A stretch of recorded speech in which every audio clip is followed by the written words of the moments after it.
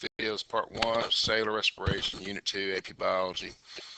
A little bit of review. We talked about electron transport chains with photosynthesis. We're also going to be dealing with that concept again, talking about cellular respiration. What was the significance of electron transport chain? Well, on those chains were redox reactions, which we said was just the exchanging of electrons, powering up some systems in order to do some sort of cellular work. That's going to be going on again.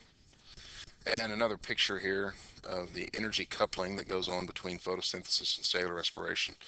The words are all completely jumbled up, but you can see photosynthesis makes that sugar. That sugar is going to now be broken down by cellular respiration.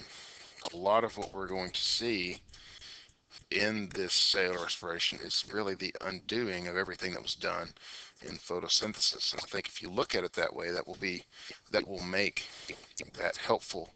And if you think of photosynthesis as needing CO2 and releasing oxygen as a byproduct, well, the opposite is true with cellular respiration. CO2 is going to be released as a byproduct. Oxygen is a necessary component for cellular respiration to take place. And so you see that in these two equations. They're basically the opposite of each other. A couple things I want to bring out here as you see them side by side.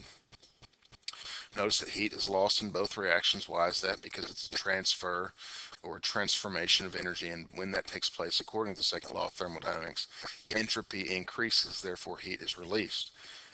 Look at cellular respiration as a reaction here. Notice that free energy is going to be released also. So what sort of reaction is this? This is an exergonic reaction in which there's going to be energy available to do work at the end of that reaction.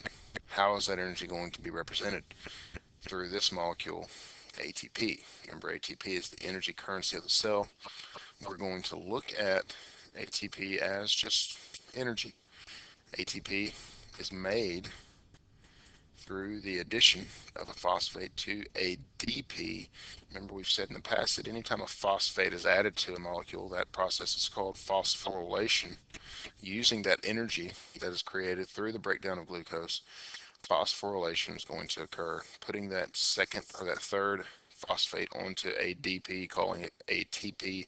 Now ATP can go do some sort of cellular work.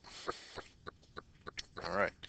So as we talk about this, we're also going to bring into the fray a couple of new characters, new electron carriers, NAD instead of NADPH. I will show you the difference between the two, not to be facetious, but to just let you see here that NADPH has a P in it, and that P doesn't stand for photosynthesis, but we'll pretend that it does. That is photosynthesis, not cellular respiration. Don't get them mixed up. NADH, and then it's easy to recognize, friend, FADH2. Both of these are the electron carriers for cellular respiration. This picture, just like the picture of photosynthesis, is extremely helpful in showing us the big picture of what's going on and helping us to see that what is necessary for each reaction and what each reaction produces. Real quick, one thing I want to bring up before I forget is the fact that oxygen is a necessary component, and oxygen's role in this reaction is it is the final electron acceptor. Remember that initially electrons were dropped off, not really dropped off, but given away by water splitting up. Remember on photosynthesis, photosystem 2, water was broken up. Those electrons were passed into the electron transport chain of the light-dependent reaction, given away to NADPH, taken off to the Calvin cycle to do their thing. Well, now at this point, oxygen, which was given off as a byproduct in that reaction, is now going to be back to accept those electrons to make H2O. So it's like tying up the knot that was, everyone's separated at the beginning, everyone's coming back together here at the end. Back to this picture. And so there are three parts of cellular respiration: glycolysis, Krebs cycle, and the electron transport chain, or ETC. Glycolysis has a purpose of breaking down glucose to make pyruvate. You can see that right here on this picture. Breaking down glucose to make pyruvate or pyruvic acid. Sometimes you'll see it called that. Now notice there are a couple other things that are created here. ATP is made in this reaction through substrate level phosphorylation. What is that? Well, substrate, if you hear that word, think enzyme. Enzymes are going to be used to make the ATP in this reaction. And a couple of electron carriers are going to be made as well. Notice they're going to go all the way over here. We'll get to them in a second.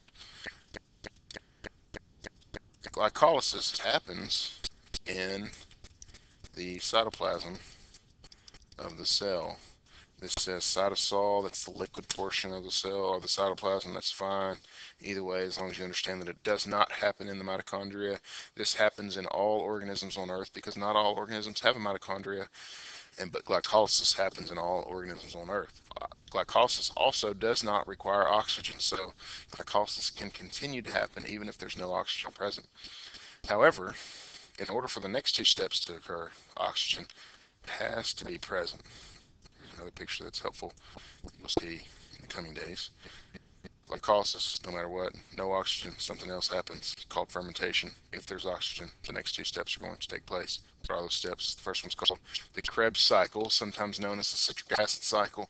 We're going to almost exclusively call it Krebs. How, or what does Krebs do? Well, the main purpose of Krebs is to take that pyruvate, break it down to make these two things, electron carriers. Notice there is some substrate level phosphorylation of ATP going on as well, but for the most part, those electron carriers are going to be made, and they're going to join the ones that have been made in glycolysis for the third step, which is the electron transport chain. The purpose of the electron transport chain, well, back to the Krebs. The Krebs takes place in the matrix of the mitochondria, which is this inside portion of the mitochondria. The electron transport chain happens on this inner membrane of the mitochondria, and its purpose is to take those electron carriers, take the electrons that they're carrying, use them to power the pushing of those protons across the membrane to make ATP, using ATP synthase once again. And so those are three processes of cellular respiration. Let's begin by talking about glycolysis. There's a big picture of glycolysis and all of the associated enzymes and names, and look how much fun it would be to say phosphoglucoisomerase. We're not going to do that for this. It's counterpart. We're going to look at them in a nice simple little drawing here. And so remember, glycolysis takes place in the cytoplasm, the cytosol, that helps, of the cell. And glycolysis is going to start with glucose. Glucose has 6 carbons. We're going to break down glycolysis into 2 portions. The first one's going to be called the investment phase. Like any investment, you hope to get a payoff on that investment that's greater than what you invested, and that's the idea here. So the initial investment for this is going to be, what is the currency of the cell? Energy currency, that is. It's an ATP. Those ATPs are going to be used to break down glycolysis, or glucose. The phosphates that are in that ATP are going to be stuck on either end of glucose. And it makes that molecule very unstable. And there's an enzyme there that's going to assist in this, and that enzyme, you need to know, no joke, this is a big word, but it's fun.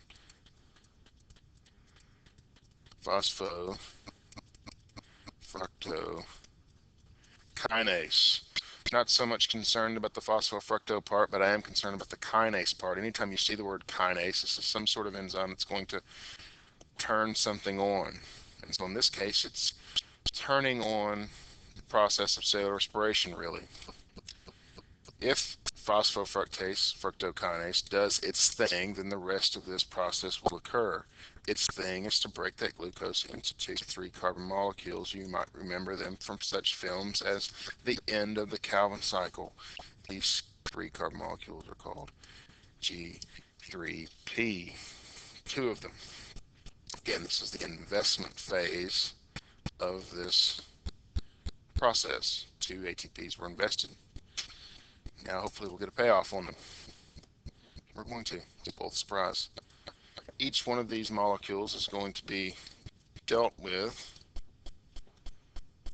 No carbons are going to be lost in this, but there's going to be some things that are going to be made. Each one of these, through some enzyme type reactions, are going to produce 2 ATP.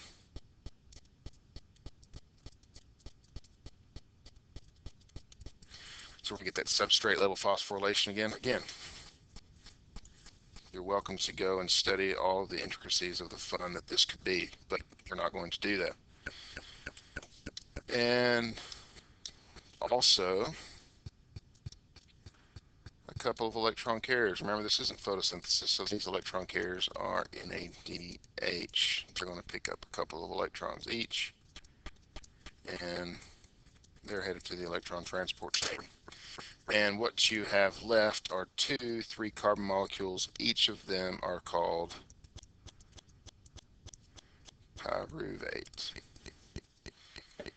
One thing that's important to note here, that is 2 pyruvates that are made.